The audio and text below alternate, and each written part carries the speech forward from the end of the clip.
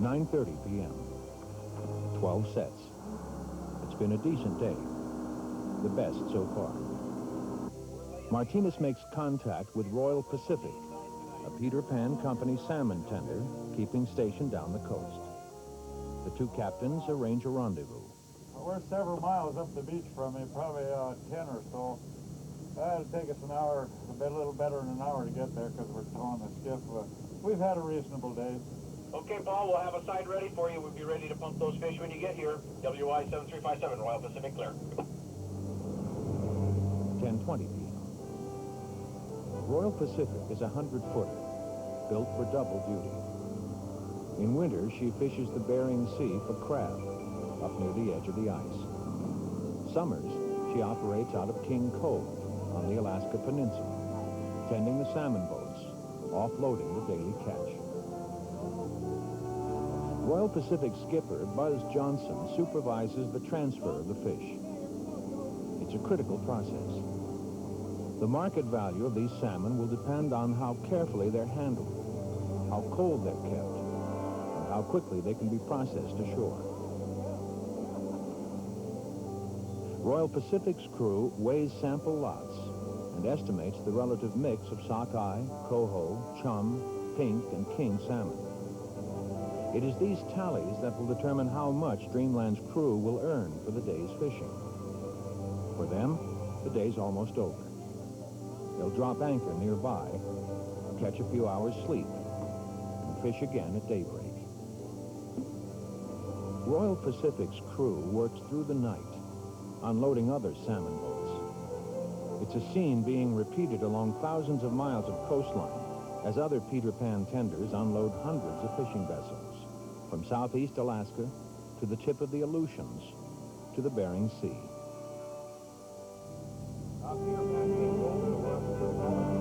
June the 22nd, 10 a.m. Royal Pacific has been underway for 7 hours. Johnson raises King Cove. He gives his ETA and weight on board. How many pounds have you on board over? We ended up with 78,000 pounds on board.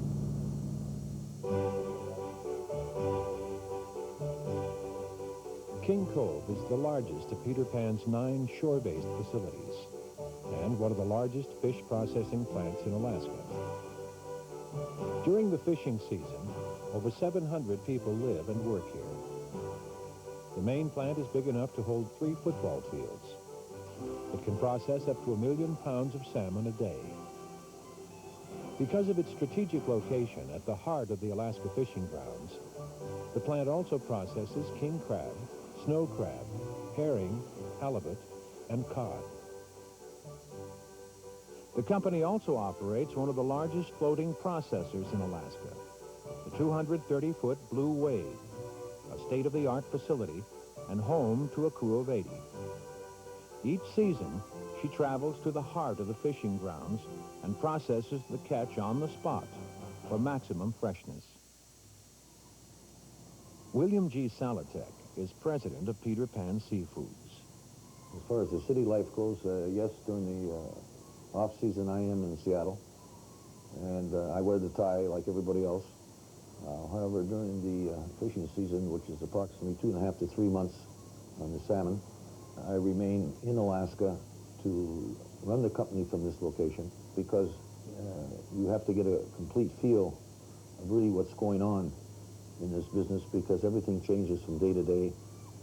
The quantity of fish changes and the marketplace changes every day. This is my style of management. I've been in this fish business since I was 9 years old, and it's something that gets it in the blood. And I don't know of any way to get it out of my blood. 1 p.m., King Cove. Royal Pacific pulls up to the main fish dock to begin the unloading process. Up until now, the catch has been preserved in refrigerated seawater. Now, as it reaches the plant, it will be quickly inspected, graded, and sorted to identify any imperfections before processing begins. Once the fish have been cleaned and dressed, they're inspected again. A portion of the catch will be selected for canning.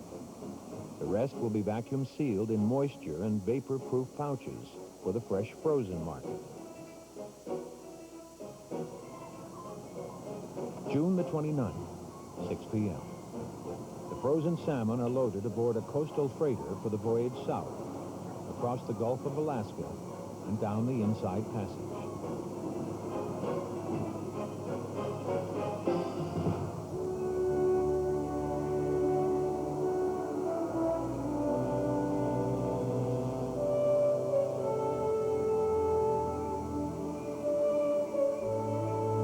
Seattle, Washington, July the 11th.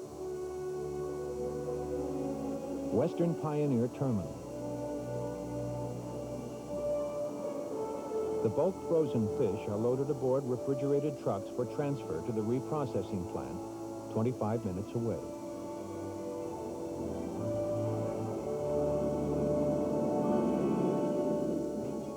Algona, Washington. Peter Pan's 50,000 square foot state-of-the-art seafood processing facility. Here, the Alaska salmon will be received and recut into value-added, portion-controlled steaks and fillets, and packaged for distribution to worldwide markets. In addition to salmon, the Algona plant processes crab, halibut, and other species of fin fish, both domestic and imported. The plant employs 100 people and can produce 40,000 pounds of finished product per day. George, we're looking at chum salmon allocations for next year, domestic. Downtown Seattle. Peter Pan's corporate headquarters, 9:15 a.m.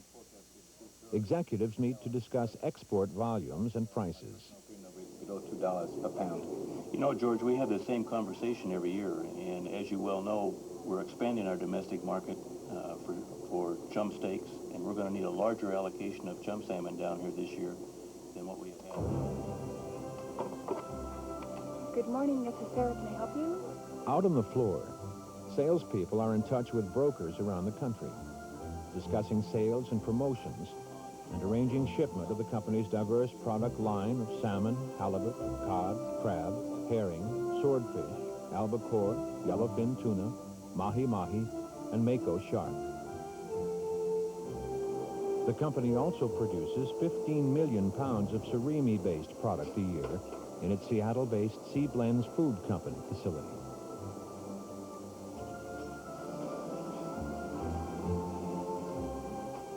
And over 1 million cases of canned salmon a year for worldwide markets.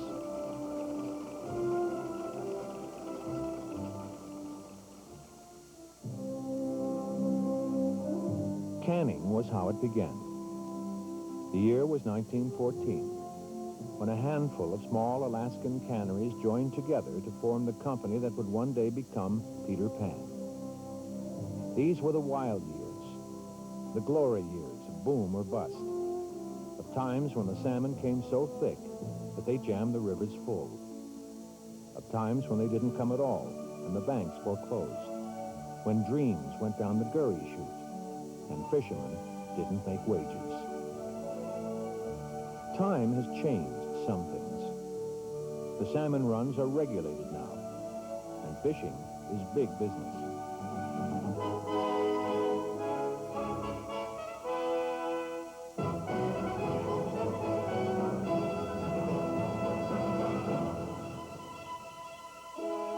But fishing is still fishing.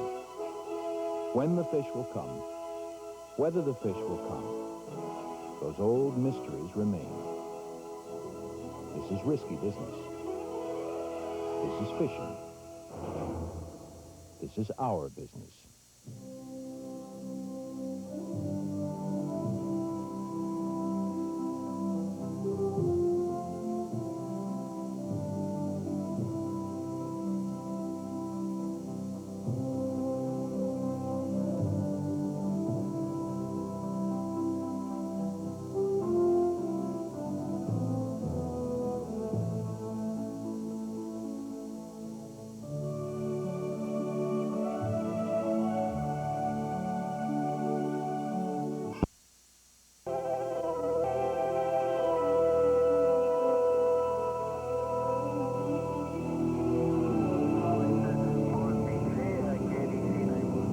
Cape Lazare, Unamac Island, in the Aleutian Chain. June the 21st, 5 a.m. The fishing vessel Dreamland is 23 days out of Everett, Washington. She's been on the Alaska fishing grounds for 11 days, keeping the sea.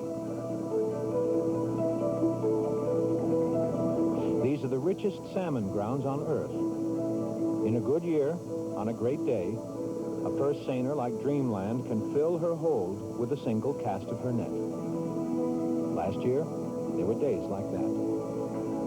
But so far this season, the fishing's been spotty, hard to figure. Maybe the great migration will come late this year.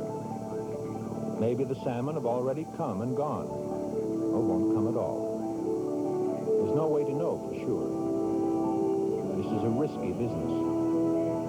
This is fishing. A new day. Time to try again. And the weather's turning fair.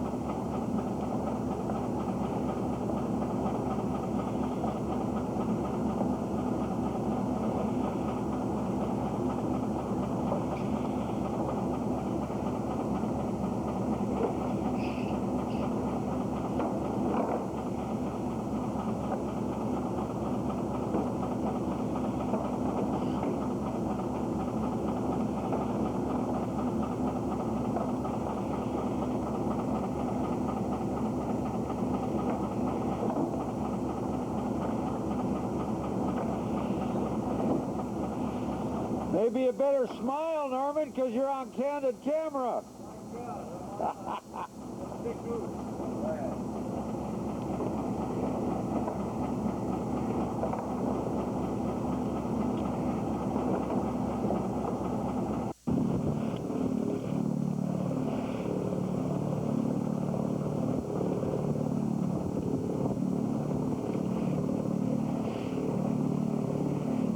Oh, this is the Buffalo. We're out here by Popoff, between Popoff and Red Bluff, and the Buffalo right down on the beach, right down by the sand. The Buffalo right on the beach there, right by the sand. You can see those black spots. That's all those black spots. That's a big herd of buffalo. Now begins the saga of the Squaw Harbor fuel tanks. Early part of June, they bring in 2 fuel tanks, each weighing about 15 tons. And they set them on the corner of the dock at Squaw Harbor. There's one tank, and there's the other tank. And there's the buildings at Squaw Harbor. They sit here for about 2 months, and finally they bring in a barge that's supposed to take them over to where they're going to sit, right over in that corner there, and deposit them ready to pipe. That's the Arch 1, and he's going to have a great deal of difficulty getting them off his barge even. But that isn't all. In the meantime, the Blue Wave and a tramper have come onto the face of the dock. And this will be continued in just a few seconds.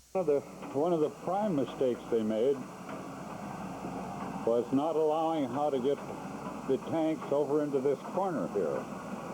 That was the first mistake. And now they're trying to rectify that. The second mistake was not having a good foundation for it. As you can see, this is soft dirt here where the powers that be decided that they didn't need a good foundation for it. So now they had to bring in dozers to level this place, and they had to bring in big, heavy timbers to set under the tank. That's only the beginning of the problem. We'll have more in a minute. That's the corner where they're going to set the tank. As you can see, the tanks are sitting right on the corner there, behind the tramper, behind the seine boat, and behind the Blue Wave. Now, the big problem is going to be to get those tanks from that corner of the dock onto the barge that's on the other side of these oil tanks, over into this corner, off that barge, up that incline there, and into position. And this got to have that, all they have is that teeny tiny bulldozer that they hope to accomplish the whole job. And that's another mistake the powers that be has made. Another view of the tanks, the tramper, and the Blue Wave. I guess they have another ship coming in to move the tanks all up there onto this barge here. Now we'll have more. We'll have more on this continuing saga later on. Now that they've moved the Blue Wave and the Japanese tramper away from the dock, they brought in the Sally J to lift those tanks off and put them on that little scow, the Arch 1. So we'll see what happens. The Sally J are just getting tied up.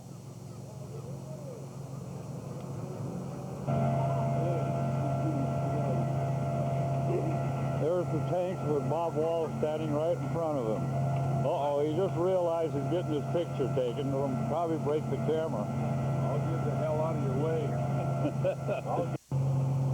Get a picture of that band going.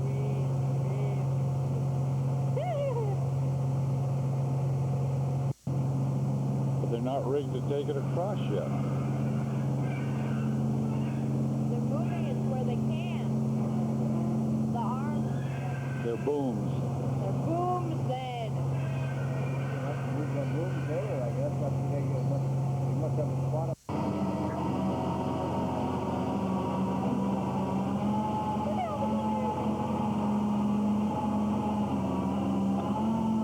Those tanks weigh about 15 tons each.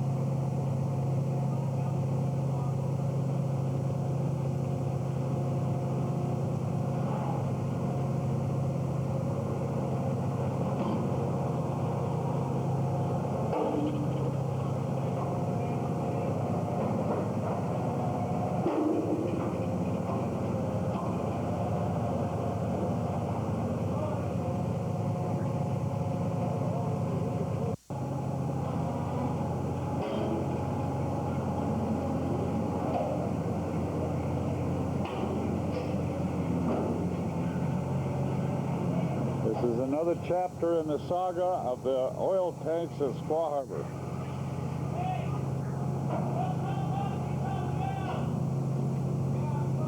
They put in that tank on a landing barge type ship, and they'll try skidding it up into position where it's supposed to be. There's some doubt in a lot of people's mind that they're going to make it, including mine. Now there's the tank on the Arch 1, heading over into the position where they're going to try to pull it up on the beach.